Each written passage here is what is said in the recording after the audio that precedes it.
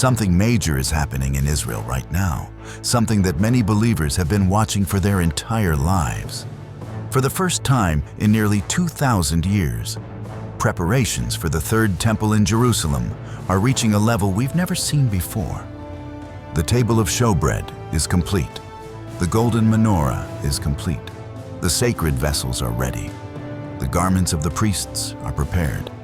And now 5 red heifers, the final missing requirement for temple purification, have been selected and are nearing the age of sacrifice. Everything is lining up, exactly as biblical prophecy foretold. Before we go deeper, please take a moment to subscribe if you haven't already. If you love learning about Bible prophecy, end-time events, and archaeological discoveries explained in a clear, faith-building way, you're in the right place. Now let's explore how all of this ties directly into the prophecy of Daniel, one of the clearest end-time roadmaps in all of Scripture. To understand what's happening today, we have to go back to the Old Testament. In ancient Israel, the high priest held the holiest position on earth once a year. On Yom Kippur, the Day of Atonement, he entered the Holy of Holies to make atonement for the nation. But all of that ended in 70 AD, when the Romans destroyed the Second Temple. Since then, for almost 2 millennia, there has been no functioning priesthood, no sacrifices, no temple. Yet Bible prophecy tells us that in the last days, these things must return. Daniel 9:27 reveals that sacrifices will resume and later be stopped by a future world leader known as the Antichrist. Jesus himself confirmed this in Matthew 24, pointing believers to Daniel's prophecy about the abomination of desolation occurring inside a rebuilt temple. So for these events to unfold, one thing is required. There must be a priesthood led by a high priest ready to serve. And shockingly, that is exactly what is happening right now. Most people know that the Temple Institute in Jerusalem has recreated the sacred treasures required for temple worship. But what many don't realize is this: they have also been training descendants of Aaron Levites to serve as priests. These aren't actors or historians. These are real, documented descendants of the priestly line. They are learning ancient rituals, purifying themselves, training for daily offerings. And now, for the first time in modern history, a man has been selected and trained to serve as the high priest. His identity is being kept quiet to avoid political turmoil. Still, those close to the preparations say he is fully equipped to perform every biblical sacrifice, including the Yom Kippur rites. This is not speculation. This is not a theory. This is actively happening.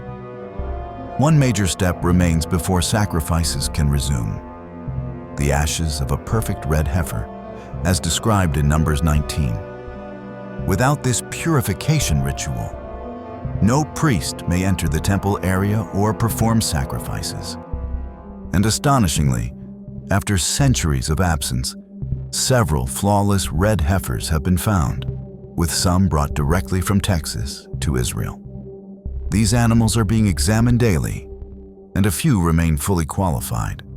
Once one reaches the proper age, around 2 or 3 years old, it can be sacrificed, and the purification process can begin immediately.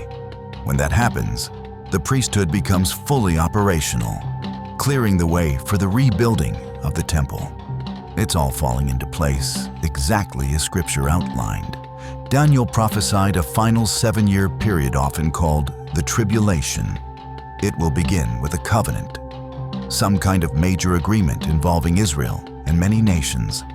Halfway through those 7 years, the Antichrist will break that covenant, enter the temple, and stop the sacrifices, which means the temple must exist. The sacrifices must be active.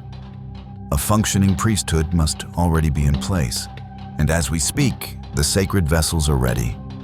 The priests are trained. The high priest is prepared. The red heifers are nearing age. The stage is being set. Are we standing on the threshold of Daniel's 70th week?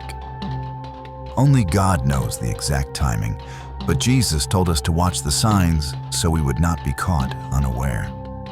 This is not a moment for fear. This is a moment to wake up spiritually. Jesus is coming soon. Everything happening today reminds us that God's word is true, history is unfolding exactly as foretold, and we are living in one of the most prophetically active generations since the book of Acts. If your heart isn't right with the Lord, now is the time. If you've been drifting, now is the time to return. If you've been sleeping spiritually, now is the time to wake up.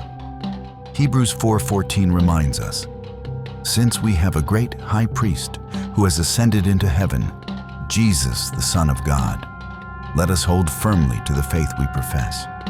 No earthly priest or temple can replace what Jesus accomplished once for all.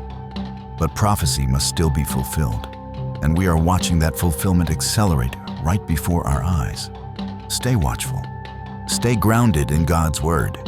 And above all, keep looking up, because our redemption is drawing near. Thank you so much for watching.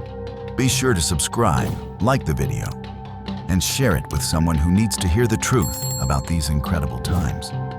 God bless you, and I'll see you in the next video.